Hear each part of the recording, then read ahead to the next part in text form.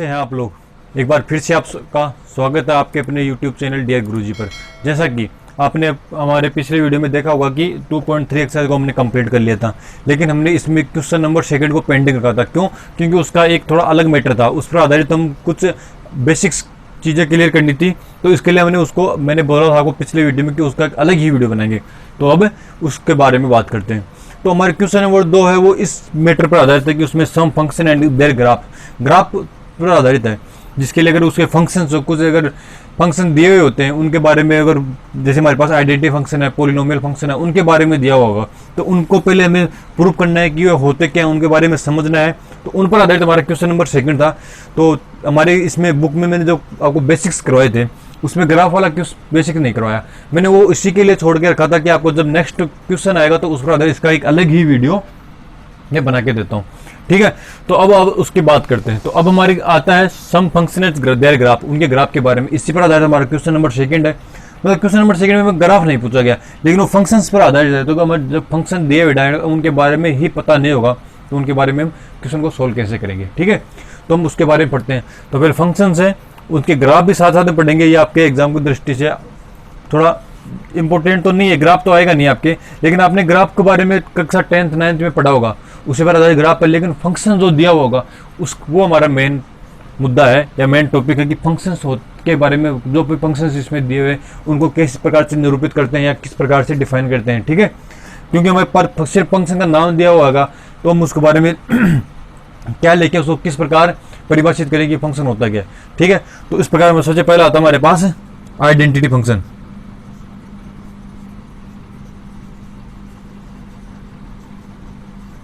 Identity function या तत्समक फलन।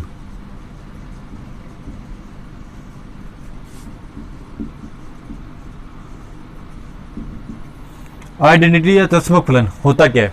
इसमें सिंपल सी वो एक परिभाषा है कि एक हमारे पास फंक्शन दिया हुआ है f(x) है, जिसको उसके बारे में वहां पे एक जो रियल नंबर पर परिभाषित है R2 और f फंक्शन है वो R2 R में परिभाषित है। ठीक है, तो हमारे पास इस प्रकार से कोई एक आइडेंटिटी फलन होगा, उसके बारे में हमें बताना है कि वो किस प्रकार से होगा। सबसे पहले तो हम बात करें तत्सम फलन होता क्या है, इसको किस प्रकार से प्रदर्शित किया जाता है, किस प्रकार से लिखा जाता है, तो उसके बारे में हम बात करते हैं। तो हमारा तत्सम फलन होता है, आइडेंटिटी फलन होता है, जिसको हम सिर्फ सिंपल रूप में इस प्रकार से लिखते हैं f(x) = x के रूप में। ठीक है, इस प्रकार लिख लिया। अब मैंने आपको इसमें बेसिक जब भी हमारे पहले क्वेश्चंस किए थे, हमने सोल्व किए थे, उसमें बताया कि हम यहाँ पे f(x) को y भी मान सकते हैं। ठीक है, तो y मानेंगे तो ये y = x हो जाएगा। अब उसके बारे में अगर आप लोगों को पता ही नहीं कि तत्सम फलन होता क्या है तो आपको ये क्वेश्चन का शुरू करने का ही मौका नहीं मिलेगा। पूरा करने की बात तो बहुत दूर, लेकिन आप शुरू ही नहीं कर पाओगे। लेकिन आपको पता होना चाहिए कि तत्सम फलन होता क्या है। इसके बाद में आता है polynomial function, modulus function, signum function, वो सब होते क्या हैं। तो उन फंक्शन के बारे में अगर आपको पता ही नहीं कि इस फंक्शन को डिनोट किया किस प्रकार से किया जाता है, लिखा किस प्रकार जाता है, तो आपको क्वेश्चन स्टार्ट ही नहीं कर पाओगे। तो जब भी हमारी बात आती है तत्सम फलन की, तो हम तत्सम फलन को इस प्रकार से डिनोट करते हैं कि f(x) = x के रूप में लिखते हैं। अब हम यहाँ पे बात करते हैं f(x) को, तो मैंने बताया था कि f(x) को हम y के रूप में भी लिख सकते हैं, f(x) को हम y भी लिख सकते हैं। तो यहाँ पे हमारे पास f(x) को मैंने y में पुट कर दिया, यहाँ पे आ गया x, तो y = x आ गया। ठीक है, अब इसके बाद में हम बात करते हैं y = x हो गया, ये हमारा फलन हो गया। अब इसके आधार पर हमने इसके ग्राफ भी बनाने था, उसके साथ साथ में इसके डोमेन और रेंज, प्रांत और परिसर दोनों ज्ञात करने। तो ग्राफ बनाने के लिए आपको पता है इस प्रकार से हम दो लाइन खींचते हैं। ग्राफ हमारा इसी प्रकार से बनता है, जिसमें एक y एक्सिस होता है, ये y एक्सिस होता है और ये x एक्सिस होता है। यहाँ पे ये मूल बिंदु है, यहाँ पे ये 0 होता है। ठीक है, आपके इस साइड में चलोगे, यहाँ पे 1 2 3 4 इस प्रकार से ये इस साइड में चलेगा। ऊपर की तरफ चलेगा, y की वैल्यू पॉजिटिव वैल्यू इधर आएगी 1,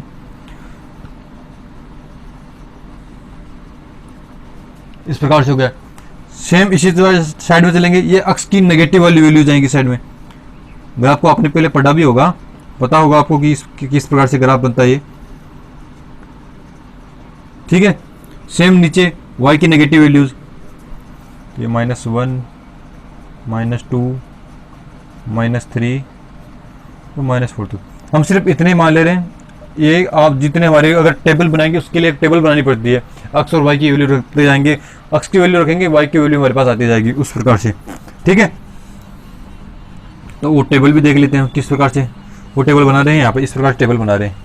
यहाँ पे हमारे पास x की वैल्यू, ये y की वैल्यू। अब यहाँ पे x की वैल्यू रखेंगे, y की वैल्यू हमारे पास आ जाएगी। वो किससे आएगी? इस इक्वेशन से, जो हमारे पास ये इक्वेशन दे रखी है, इससे हम x की वैल्यू पुट करते जाएंगे और y की वैल्यू हमारे पास आ जाएगी। तो x और y दोनों की वैल्यू से हम इसका ग्राफ भी बना लेंगे। ठीक है, किस प्रकार से बनाएंगे। अब बात करते हैं x और y के लिए। तो हम y की वैल्यू रखते हैं, x की वैल्यू रखते हैं, जिससे y का मान क्या आता है वो भी देखते हैं। हम शुरुआत करते हैं जीरो से ही करते हैं। x की वैल्यू हमने जीरो रखी तो y की वैल्यू क्या आई? जीरो आ रही है। तो x इक्वल टू जीरो तो y इक्वल टू जीरो। इसी प्रकार अगर x का हमने 1 रखा तो y क्या आएगा? सेम, क्योंकि दोनों इक्वल मान है तो 1 आएगा। उसी प्रकार अगर x का मान हमने 3 रखा तो y का मान भी क्या आएगा? 3। -2 रखा तो y का मान भी -2 आया। -4 रखा तो y का मान -4 आएगा। इस प्रकार से आएगा। ठीक है, ये हो गया हमारा x और इसकी टेबल। अब इस प्रकार हम इसका ग्राफ बनाएंगे। ग्राफ कैसे बनाएंगे? ये यहाँ पे स्टार्ट करेंगे तो x की वैल्यू पुट करते जाएंगे, उसके अनुसार y की वैल्यू को हम यहाँ पे इसमें डिनोट करेंगे। तो सबसे पहले जीरो, x जीरो पे y भी जीरो, तो दोनों यहाँ पे जीरो है। उसके बाद में x इक्वल टू 1, तो x वाली टेबल ये यहाँ पे 1 देखेंगे, ये रहा 1। तो y की वैल्यू क्या है? 1। तो x यहाँ पे 1 तो y भी 1 आएगा। तो ये दोनों y, x और y यहाँ पे 1 हो रहे हैं। ठीक है, आपने ग्राफ के बारे में 10th क्लास में पढ़ा होगा, वहाँ पे जिस प्रकार से ग्राफ बनाते थे उसी प्रकार से है। फिर उसी प्रकार x इक्वल टू 3, x का इक्वल टू 3 और y इक्वल टू 3, तो ये दोनों को मान लगभग यहाँ पे बनेगा। ठीक है, इसी प्रकार बनेगा। हम यहाँ पे पॉइंट डिनोट करते हैं, फिर उसको एक रेखा से मिला देंगे। उसके बाद में x इक्वल टू -2, तो x इक्वल टू -2 ये रहा, और y इक्वल टू -2 मिल रहा है तो ये यहाँ पे मिलेगा कुछ। इसी प्रकार x इक्वल टू -4 और y इक्वल टू -4, तो वो लगभग यहाँ पे बनेगा। थोड़ा बोर्ड है, प्लेन है, यहाँ पे आसानी से थोड़ा बहुत लाइन टेढ़ी मेढ़ी हो सकती है बिंदु, लेकिन आप इसको ग्राफ में बनाएंगे बहुत ही एग्जैक्ट ग्राफ बनेगा इसका। ठीक है, तो अब इसको मिलाएंगे तो एक सरल रेखा बन रही है आपकी।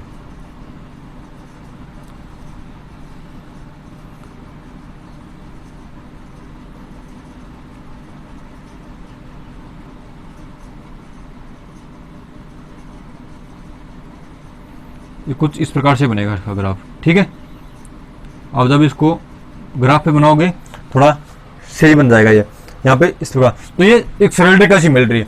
अब बात करते हैं, हमारे पास ग्राफ भी मिल गया, हमारे पास फंक्शन भी आ गया। कौन सा? Identity function. अब इसके बाद में बात आती है इसकी डोमेन की, डोमेन और रेंज की। तो अब डोमेन को तो हम बोलते हैं सिंपली x का जो वैल्यू आती है वो डोमेन होता है, और जो y की वैल्यू आती है वो हमारी रेंज होती है। तो यहाँ पे यहाँ से निकालेंगे हम डोमेन। अब डोमेन में x की वैल्यू क्या आएगी? यहाँ पे देखो 0 भी आ रहा है, 1 भी आ रहा है, 3 भी आ रहा है, -2 भी आ रहा है, -4 भी आ रहा है, कुछ भी वैल्यू रख रहे हैं। फंक्शन रियल नंबर का है, अगर रियल नंबर से रियल नंबर में जा रहे हैं तो फंक्शन रियल नंबर है। वास्तविक संख्या है तो वास्तविक संख्या यहाँ पे कुछ भी लिख सकते हैं हम। कोई भी वास्तविक संख्या x में पुट करेंगे, हमारे पास कोई ना कोई वैल्यू आएगी। तो x के अंदर यहाँ पे कुछ भी वैल्यू रखेंगे वो रियल नंबर्स के अंतर्गत। तो यहाँ पे हम इसको यहाँ पे सिंपली ऐसे बोल सकते हैं कि रियल नंबर आएगा। ठीक है, कैसे? क्योंकि रियल नंबर हमारा उसमें माइनस इनफाइनाइट से लेकर इनफाइनाइट तक की वैल्यू सारी वैल्यूज आती है। इसके अंदर हमने -1, 2, -4, 6 इस प्रकार के कोई भी वैल्यू ले लो, वो सभी रियल नंबर्स के अंतर्गत आती है। तो हम यहाँ से x की वैल्यू रखेंगे, क्योंकि x की वैल्यू में अपनी तरफ से लेनी है, x की वैल्यू में अपनी तरफ से लेनी है, तो हम कुछ भी चूज कर सकते हैं वो रियल नंबर वाले सेट से। तो रियल नंबर में अनफाइनाइट संख्या होते हैं, हम कुछ भी चूज करेंगे तो कुछ भी चूज करेंगे तो हम इसको सिंपली ऐसे ही बोल सकते हैं कि एक रियल नंबर होगी। तो डोमेन हमारा होगा R हो गया। ठीक है, आया समझे? अब बात करते हैं रेंज की। तो रेंज हमारा सिंपली y है, तो सिंपली y है, तो ये सिंपल से देखिएगा आसानी से कि y x equal to y है, तो अगर x भी हमारा R है तो y भी R होगा, दोनों इक्वल आ रहे हैं। या ऐसे ना करके ऐसे देख लो, इसका मान 0 रखने पर 0 आ रहा है, 1 रखने पर 1 आ रहा है, तो जो x का मान रख रहे हैं वही y का मान आ रहा है। तो y को भी हम सिंपल ऐसे बोल सकते हैं कि y के मान हमारी रेंज या y इक्वल टू R आएगी, रियल नंबर ही आएगा। ठीक है, तो ये हमारा हो गया फर्स्ट फंक्शन आइडेंटिटी फंक्शन, दसवां फलन, और इसका ग्राफ हो गया। इस प्रकार से हमने इसका डोमेन निकाल लिया, रेंज निकाल लिया, और ये मेन इसका फंक्शन, इसका हमें पता होना चाहिए। अगर ये हमें पता है तभी हम इसके ग्राफ, डोमेन, रेंज वगैरह निकाल सकते हैं। अगर हमें आइडेंटिटी फंक्शन के बारे में ही नहीं पता होगा तो हम इसके बारे में आगे कुछ कर नहीं पाएंगे। ठीक है, फर्स्ट फंक्शन हमारा हो गया। अब सेकेंड फंक्शन हमारा कांस्टेंट फंक्शन, तो उसके बारे में बात करते हैं। कांस्टेंट फंक्शन या अचर फलन।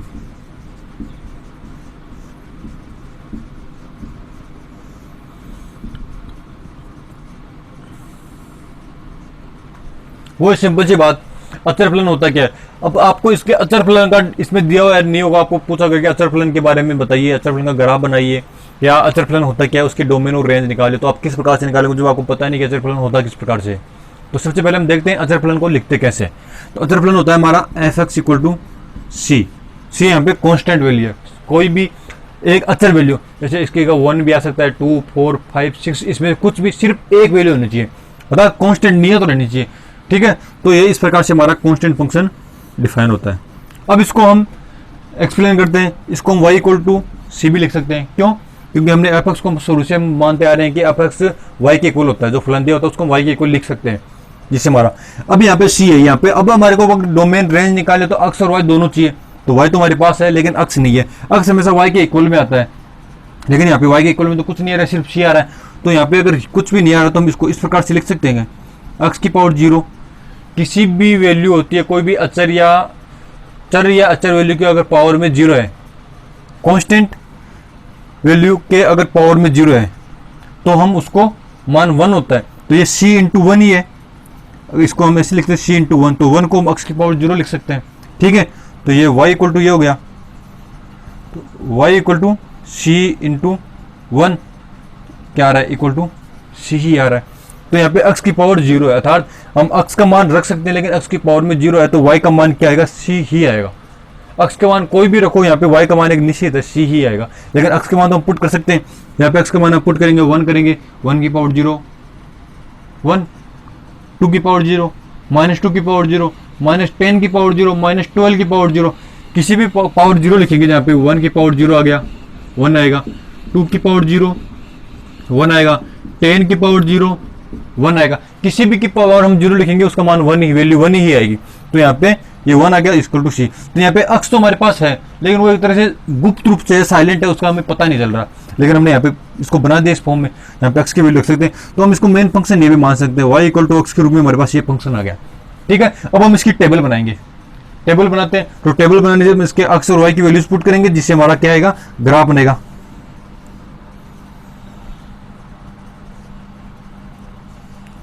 यहाँ पे अक्स की वैल्यू, वाई की वैल्यू, ठीक है। अब इसमें देखते हैं अक्स की वैल्यू क्या पुट करोगे आप। यहाँ पे अक्स की वैल्यू 1 पुट की तो वाई क्या आया, 1 ही आएगा, ठीक है। अक्स की वैल्यू मैंने 2 पुट की, 1 नहीं आएगा, यहाँ पे सी आएगा। क्यों आएगा, क्योंकि यहाँ पे सी है, 1 इंटू सी, सी आएगा, कॉन्स्टेंट वैल्यू है वो। अगर यहाँ पे 2 पुट की, 2 की पावर 0 1, 1 इंटू सी, ये भी सी आएगा। -3 किया, ये भी सी आएगा, -3 की पावर 0 1, 1 इंटू सी, सी अर्थात कॉन्स्टेंट वैल्यू।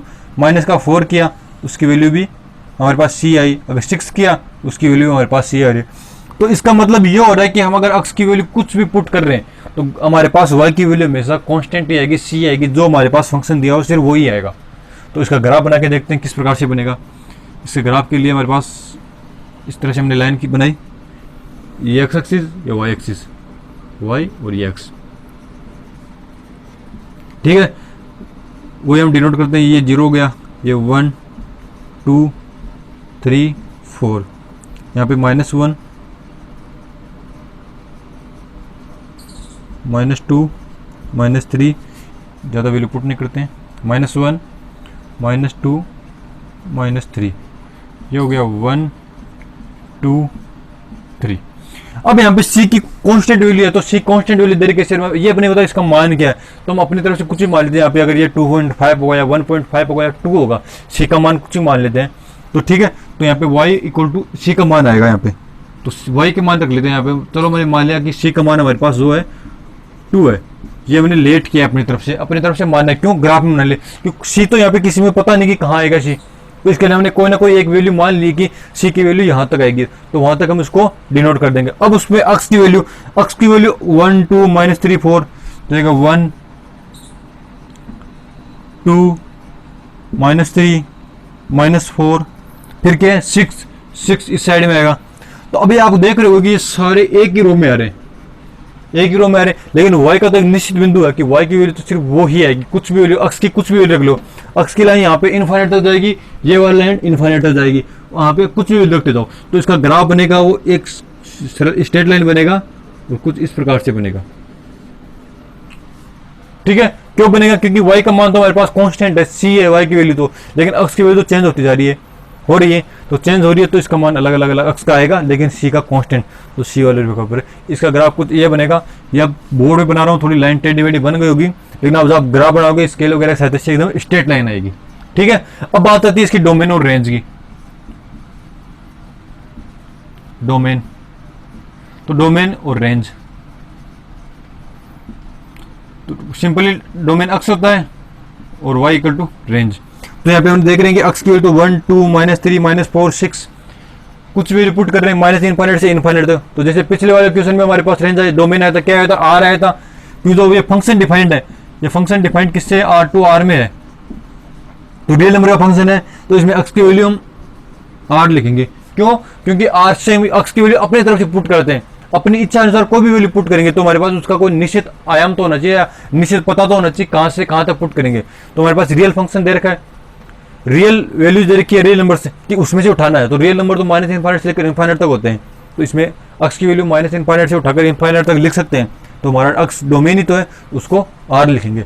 लेकिन यहाँ पे देख रहे हैं कि y की वैल्यू है और रेंज, रेंज सिर्फ एक ही मान आ रहा है हमारे पास, रेंज का सिर्फ एक ही मान आ रहा है, वो क्या आ रहा है? c constant. तो हम यहाँ पे r नहीं आएगा, यहाँ पे हम रेंज को लिखेंगे c। ये हमारी रेंज होगी और ये हमारा डोमेन हो गया। ठीक है, डोमेन और रेंज निकालनी थी, फंक्शन का हमें पता है, ये फंक्शन हो गया, ये हमारा कांस्टेंट फंक्शन हो गया। इसका ग्राफ इस प्रकार से आपको एग्जाम में इतना पूछा जाएगा। ग्राफ आपको एग्जाम में बहुत ही कम पूछा जाएगा, लेकिन इसका डोमेन और रेंज पूछ सकते हैं, लेकिन जिसके लिए आपको फंक्शन का पता होना चाहिए, कांस्टेंट फंक्शन होता क्या है। वो आपको क्वेश्चन डायरेक्ट देगा कि कांस्टेंट फंक्शन के डोमेन और रेंज निकालिए, तो आप किस प्रकार से, अगर आपको पता नहीं कांस्टेंट फंक्शन होता क्या है तो आप किस प्रकार से क्या करोगे। ठीक है, तो आपको ये कांस्टेंट फंक्शन के बारे में पता होना चाहिए। इसके डोमेन भी निकालिए, रेंज भी निकालिए, आपको समझ में आ गया अच्छे से। दो फंक्शन हमने कंप्लीट कर लिया। अब उसके बाद हमारा थर्ड फंक्शन आता है पॉलिनोमियल फंक्शन। थर्ड हमारा पॉलिनोमियल,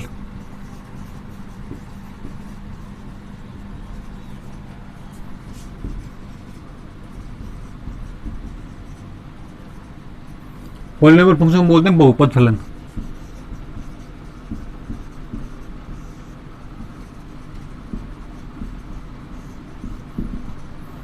अब बात करते हैं पॉलिनोमियल फलन की। पॉलिनोमियल फलन होता क्या है? ठीक है, तो पॉलिनोमियल फलन के बारे में बात करते हैं। ये किस प्रकार से निकलता है? पॉलिनोमियल बहुपद आपने क्लास 10th में पढ़ा होगा कि बहुपद होता क्या है। बहुपद के बारे में आपने पढ़ के आए हो तो आपको पता होगा बहुपद क्या है। तो उसमें कोई भी फंक्शन आता सकता है हमारे पास, जैसे कि हमारे पास अगर एफ एक्स दिया हो इस प्रकार से कि ए नोट एक्स की पावर एन, या सिर्फ ए नोट एक्स हो जाएगा, plus A1 x square plus A2 x cube N सोन, इस प्रकार से चलता जाएगा। ए एन एक्स की पावर एन -1 आएगा यहाँ पे, A0 n-1। इस प्रकार से हमारा फलन, कोई बहुपदीय फलन इस प्रकार से होता है कि यहाँ पे अक्ष के फॉर्म में आता है। ये इस प्रकार से जो भी फलन बनता है हमारा, उसको बहुपद बोलते हैं। या सिंपल वे में देखें तो हमारे पास इस प्रकार से अगर कोई फंक्शन है f x equal to x square minus 3x plus 2, या कोई और देखे g x equal to x cube minus 4x square plus 3, इसमें एक्स की वैल्यू वगैरह। इस प्रकार से जो भी कोई फलन होते हैं वो हमारे बहुपदीय फलन होते हैं, उनको हमें बहुपद फलन बोलते हैं। तो अब इसका ग्राफ बनाना हो तो इसका ग्राफ किस प्रकार से बनाएंगे? यहाँ पे हमारे पास जो आपकी एनसीईआरटी बुक दे रखी है, राजस्थान बोर्ड की बुक दे रखी है, वो उसमें आपके सिर्फ दो फंक्शन के बारे में बताई गई, बात की गई है, दो फंक्शन के ग्राफ के बारे में बात की गई है। उसमें एक तो एक्स स्क्वायर के बारे में और एक है एक्स क्यूब के बारे में। तो आपको पता चल गया बहुपद होता है क्या है, बहुपद को किस प्रकार से डिनोट किया जाता है, किस प्रकार फंक्शन होता है। तो अगर सिंपली बहुपद के बारे में आपको पूछेगा तो उसमें आपको कोई ना कोई फंक्शन दे आया होगा, क्योंकि बहुपद में बहुत सारे फलन होते हैं, कोई भी फलन किसी प्रकार से बन सकता है। तो उसके लिए हमारे पास अलग अलग फंक्शन बुक आपको क्वेश्चन में दिया हुआ होगा। लेकिन अगर उसके बारे में बात करें तो हमारी बुक में आपको पता है कि एक्स स्क्वायर और एक्स क्यूब दो के, तो सबसे पहले हम एक्स स्क्वायर के बारे में बात करेंगे, उसके बाद में एक्स क्यूब के बारे में बात करेंगे। उन दोनों ग्राफ बनाएंगे, डोमेन और रेंज निकालेंगे, फिर उसके ग्राफ हो जाएगा। तो हमारा पॉलिनोमियल फंक्शन के बारे में इतना ही आपके बुक में दिया हुआ है, उसके बारे में बात करते हैं। ठीक है, तो इसमें हमारा दो फलन के बारे में बात करें तो पहला है हमारे y equal to x square के लिए बात करेंगे, y equal to x square के लिए बात करेंगे, क्योंकि ये भी एक बहुपद फलन है। इसके अगर कोई आगे साथ में कोई फंक्शन ऐड हो सकता है, नहीं वो कोई जरूरी नहीं, लेकिन हम सिर्फ यहाँ पे बुक में आपके एक्स स्क्वायर के लिए दिया है तो उसके बारे में बात करेंगे। अब बात करते हैं एक्स स्क्वायर के लिए, तो सिंपल सी बात है, ये तो y, इसको एफ एक्स भी लिख सकते हो आप, f x equal to y और इक्वल टू एक्स स्क्वायर, मतलब एफ एक्स को हमने वाई लिखा है। इसका ग्राफ बनाते हैं। तो ग्राफ के लिए हमारे पास टेबल चाहिए, टेबल बनानी होती है। टेबल किसकी बनाएंगे, अक्स और वाई की वैल्यू, दो की वैल्यू निकालते हैं हम, ठीक है। तो अक्स की वैल्यू हम क्या पुट करेंगे, यहाँ पे कोई भी वैल्यू पुट करेंगे अगर, तो वाई की वैल्यू हमें प्राप्त होगी। यहाँ पे अक्स का मान हमारे पास स्क्वायर है, ठीक है। तो जगह अक्स स्क्वायर की जगह अगर हम यहाँ पे पुट करेंगे, हमारे पास माइनस का 2 आएगा।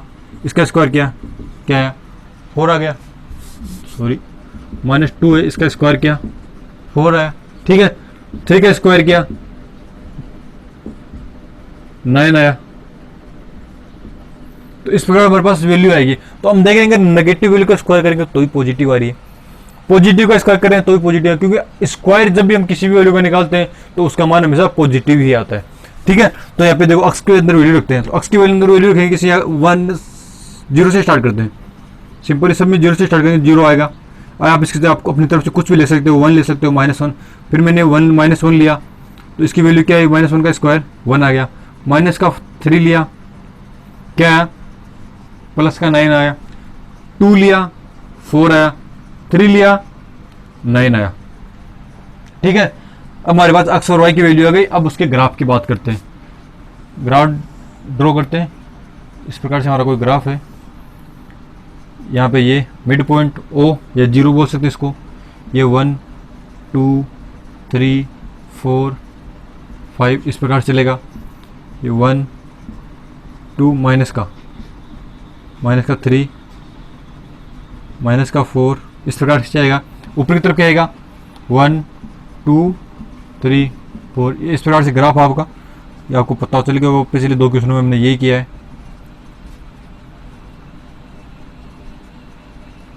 ठीक है। इस प्रकार से हमारा ये है।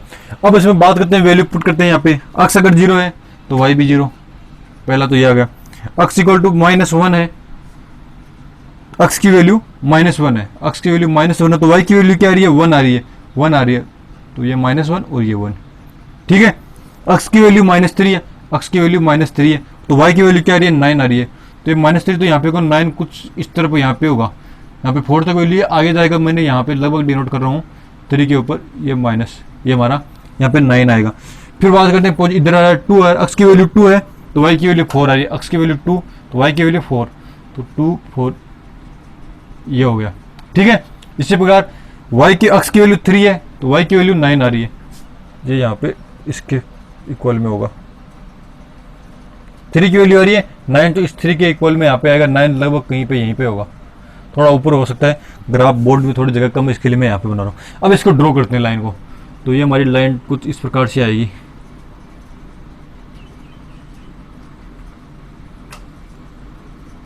ठीक है। एक परवलयाकार सा बनता है एक्सिस स्क्वायर का ग्राफ, ये यहाँ पे थोड़ा टेढ़ा बन गया इस प्रकार से, यहाँ पे जगह कम है तो, लेकिन ये इस प्रकार से जाएगा, ठीक है।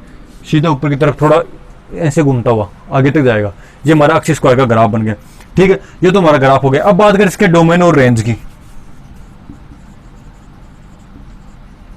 डोमेन की, तो डोमेन हमारा क्या होता है, अक्स होता है, मैंने आपको पिछले वाले बताया। तो अक्स क्या है, यहाँ पे अक्स की वैल्यू हम क्या पुट कर रहे हैं 0 -1 -3 2 3, वही सिंपल फंक्शन वही है, R2 R से डिफाइंड है, R2 R में डिफाइंड है, तो रियल नंबर है। तो अक्स की वैल्यू हमारे पास रियल नंबर का फंक्शन दे रखा है, तो रियल नंबर में से कोई भी वैल्यू पुट करेंगे तो हम रियल नंबर में अपनी मर्जी से कुछ भी वैल्यू पुट करेंगे, वो अक्स का मान हो जाएगा। तो अक्स का मान तो सिंपली यहाँ पे भी आ रहेगा। लेकिन वाई की बात कर रहे हैं तो वाई में क्या है, यहाँ पे अगर माइनस की वैल्यू रख रहे हैं तो यहाँ पे पॉजिटिव वैल्यू आ रही है, प्लस की वैल्यू आ रही है, नेगेटिव वैल्यू रखने पर पॉजिटिव आ रही है और पॉजिटिव रखने पर पॉजिटिव आ रही है। तो हम इसको ये बोल सकते हैं कि सिर्फ पॉजिटिव वैल्यू ही हमारे पास आ रही है। तो दूसरी तो रेंज की बात करते हैं हम, तो रेंज में तो 0 रखने पर तो 0 आ रहा है, तो 0 तो हमने इस प्रकार से लिख लिया, ठीक है। बाद में क्या है हमारे पास सभी पॉजिटिव वैल्यू आ रही है, कोई भी नेगेटिव वैल्यू रखेंगे तो भी पॉजिटिव आएगी, और अगर उन्हें कोई पॉजिटिव वैल्यू रखेंगे तो भी पॉजिटिव आएगी। तो हम इसको इस प्रकार से लिख सकते हैं कि आर पॉजिटिव, तो रियल नंबर है उसके, ये टोटल रियल नंबर, इसमें नेगेटिव पॉजिटिव 0 सभी ऐड है। ये आर पॉजिटिव, यहाँ पे 0 तो ना तो नेगेटिव होता है ना पॉजिटिव होता है, तो 0 को हमने अलग से ऐड किया, और आर पॉजिटिव मतलब रियल नंबर के जो धनात्मक संख्या अर्थात पॉजिटिव नंबर्स हैं वो सारे इसमें ऐड हो गए। या इसको इस प्रकार से न लिखकर हम इस प्रकार से लिख सकते हैं 0 ऐड किया हुआ है इनफाइनाइट, 0 से लेकर इनफाइनाइट तक इसमें सभी पॉजिटिव नंबर्स आ गए, ये हमारा रेंज हो गया, ठीक है। इस प्रकार से हमारा डोमेन और रेंज भी आ गया, ग्राफ इस प्रकार से प्राप्त हो गया। तो ये हमारा पहला फंक्शन एक्स स्क्वायर के लिए हमने कर लिया। अब उसके बाद में बात करते हैं एफ एक्स इक्वल टू अगर एक्स क्यूब के लिए हमारे जो फंक्शन दिया उसके बारे में बात करते हैं, उसका ग्राफ किस प्रकार से आएगा, रेंज और डोमेन किस प्रकार से आएगा उसके बारे में बात करते हैं। एक्स स्क्वायर के लिए बात कर ली, अब बात करते हैं एक्स क्यूब के लिए। F x equal to x cube हमारा ये फंक्शन दिया हुआ है, ठीक है। वो सिंपल सा इसको वाई के इक्वल कर देंगे, एक्स या वाई के इक्वल किया हमने। अब उसके लिए हम टेबल बनाएंगे, थोड़ी टेबल बड़ी बनाते हैं।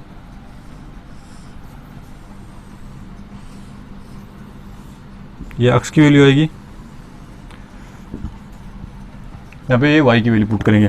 अब यहाँ पे एक्स की वैल्यू पुट करते जाओ, वाई की वैल्यू हमारे पास आती जाएगी। तो एक्स की वैल्यू मैंने 0 पुट की, वाई की वैल्यू 0 आएगी। एक्स क्यूब है तो क्यूब के लिए हम हल करेंगे, तो एक्स की वैल्यू हमने यहाँ पे -1 पुट की तो वाई 1, 2 पुट की तो क्या आया 8, 2 की पावर 3 8 होता है, ठीक है। सिंपल जी, एक्स स्क्वायर की तरह है, हमने वहाँ पे एक्स स्क्वायर कहता है, यहाँ पे एक्स क्यूब कर रहे हैं, तो हम ज़्यादा उसको समझने की आवश्यकता है नहीं। उसके बाद मैंने -1 पुट किया तो -1 का क्यूब क्या आएगा, -1 नहीं आएगा। किसी भी संख्या का स्क्वायर करेंगे तो वो हमेशा पॉजिटिव वैल्यू आएगी, लेकिन अगर किसी संख्या का हम क्यूब कर रहे हैं तो अगर वो संख्या का साइन है वो का वो रहेगा, लेकिन संख्या में चेंज होगा, सिर्फ -1 आएगा। तो -1 का क्यूब करके तो माइनस की संख्या ही आएगी। किसी भी संख्या का क्यूब करने या किसी भी पॉजिटिव साइन का क्यूब करने पर पॉजिटिव होता है, और नेगेटिव साइन का क्यूब करने पर नेगेटिव साइन ही आएगा, ठीक है। आपको ये पता तो होगा, सिंपल सी चीज़ है। यहाँ पे -2 करेंगे तो यहाँ पे माइनस का 8 आएगा। ये हमारे पास एक्स और वाई की वैल्यू आ गई। अब इसका ग्राफ बना लेते हैं। ग्राफ किस प्रकार से बनेगा, तो ये हो गया 1 2, इसको मैं थोड़ा, इसमें क्यूब की वैल्यू है तो यहाँ पे देखो 1 के बाद में सीधा 8 ही आ रहा है, तो मैं थोड़ी बड़ी वैल्यू लिख लेता हूँ। यहाँ पे 1 के बाद में 4 8 12 16 इस प्रकार से लिखते हैं, -1 -4 -8 -12 -16। यहाँ पे हम इस टेबल को अपने अनुसार कुछ भी लिख सकते हैं, या तो ग्राफ में दिया होगा या जिस प्रकार से हमारे पास टेबल में जो वैल्यूज प्राप्त हो रहे हैं उसके अनुसार हम ये कोडिंग अपने हिसाब से कर सकते हैं। वहाँ पे आप आपके यहाँ पे लिखते होंगे भी, उसके संकेत लिखते होते हैं आप जब ये ग्राफ बनाते उसके लिए संकेत स्केल का या संकेत का प्रयोग करते थे। तो यहाँ पे हम कुछ भी ले सकते हैं, लेकिन लेंगे तो तीनों जो भी दोनों एक्स और वाई लाइन है दोनों पे सेम वैल्यूज आएंगी, ठीक है। ये तो हमने 1 ले लिया, 2 ले लिया, 3 ले लिया, नो सॉरी, वही 1 4 8 12 16 सेम इसी प्रकार से वैल्यू लेंगे। यहाँ पे नेगेटिव वैल्यू ले देंगे, -1 -4 -8 -12 -16, ठीक है। अब इसके वैल्यूज पुट करते हैं। यहाँ पे मैन पे 0 है तो यहाँ पे 0 आ जाएगा। यहाँ पे एक्स की वैल्यू 1 है तो वाई की वैल्यू भी क्या आ रही है, 1 आ रही है। एक्स की वैल्यू 2 है तो एक्स की वैल्यू 2 यहाँ पे आ रही है, कुछ दोनों के बीच में आएगी। 2 है तो वाई की वैल्यू क्या आ रही है हमारे पास, 8 आ रही है।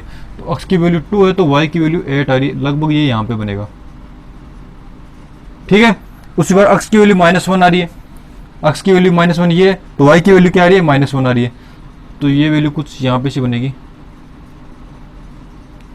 उसके बाद में एक्स की वैल्यू अगर -2 पुट करें तो -2 यहाँ पे आएगा, कुछ हमारे दोनों के बीच में आएगा, लगभग यहाँ पे 2 यहाँ पे मान लो 2 इधर 3 ये 4 आ गया, तो ये 2 यहाँ पे आएगा तो माइनस का 8 आ रहा है, तो ये कुछ यहाँ पे बनेगा, ठीक है। अब इसको लाइन के द्वारा मिला देता हूँ, तो ये लाइन कुछ इस प्रकार से आएगी हमारी, यहाँ से ऐसे होते हुए मूल बिंदु से गुजरते हुए इस प्रकार से बनेगी एक्स क्यूब की। ये y equal to x cube का ग्राफ बनेगा। तो ये तो हमारी ग्राफ की बात हो गई। अब बात करते हैं इसके डोमेन की और रेंज की।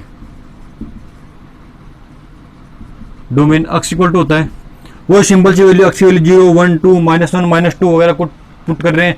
फंक्शन r टू r में डिफाइंड है, तो एक्स की वैल्यू तो हम यहाँ पे कुछ भी रख सकते हैं, अपनी इच्छा से रखेंगे तो r आएगा, सिंपल सी बात है। क्यों, अगर एक्स की वैल्यू वो है तो हम अपनी तरफ से पुट करेंगे, उससे हमें y का मान तो हमें प्राप्त होगा, ठीक है। तो एक्स की वैल्यू हमने यहाँ पे r आ गया, सिंपल सी, जैसे हम पिछले क्वेश्चन में कर रहे हैं वो सिंपल सा इसमें कंडीशन लगेगी। y की बात करते हैं, y इक्वल टू रेंज। तो रेंज क्या करेंगे, यहाँ पे 0 डालने पर 0 आ रहा है, 1 डालने पर 1 आ रहा है, 2 डालने पर 8 आ रहा है, -1 पर -1 आ रहा है, -2 पर -8 आ रहा है। तो इसमें पॉजिटिव भी आ रही है, नेगेटिव भी आ रही है, 0 भी आ रहा है। तो रियल नंबर डालने पर हमारे पास रियल नंबर ही आ रहे हैं, ठीक है। कोई ना कोई वैल्यू तो आ रही है ना, रियल नंबर में -1 और 2 के बीच में जितनी संख्या है वो सभी आती हैं। तो यहाँ पे नेगेटिव संख्या भी आ रही है, पॉजिटिव भी आ रही है, जीरो भी आ रहा है, तो इसके लिए हम सिंपल सी बोल सकते हैं कि इसके लिए भी आर ही आएगा। कैसे आएगा? आप जैसे 2 के लिए पुट किया आपने, 8 आया, 2 का क्यूब, -2 का क्यूब किया, -8 आया, -3 का क्यूब किया, कितना आया, -27। पॉजिटिव भी आ रही है, नेगेटिव वैल्यूज भी आ रही है, तो रियल नंबर में नेगेटिव और पॉजिटिव वैल्यू दोनों आती है। जीरो, हमने जीरो ऐड करेंगे तो जीरो आएगा, तो जीरो भी आ रहा है, तो रियल नंबर में नेगेटिव भी आ रही है, पॉजिटिव भी आ रही है, और रियल नंबर भी वैल्यू पुट करने पर हमारे पास रियल नंबर ही आ रहे हैं। तो इसको इस प्रकार से लिख सकते हैं कि इसमें जो अगर वैल्यू रियल नंबर, अक्स की वैल्यू रियल नंबर पुट करेंगे तो वाई की वैल्यू हमारे पास कोई ना कोई रियल नंबर ही आएगा। तो हमारा डोमेन और रेंज क्या हो गया, आर आएगा इसके लिए। ये हमारा इसका फंक्शन है, इसका ग्राफ हो गया, डोमेन निकाल दिया हमने, रेंज निकाल दी। ठीक है, क्वेश्चन में हमारे पास ग्राफ में इतना ही पूछा गया था। अब इसके बाद में हमारा नेक्स्ट पॉइंट है, उसके बारे में बात करते हैं।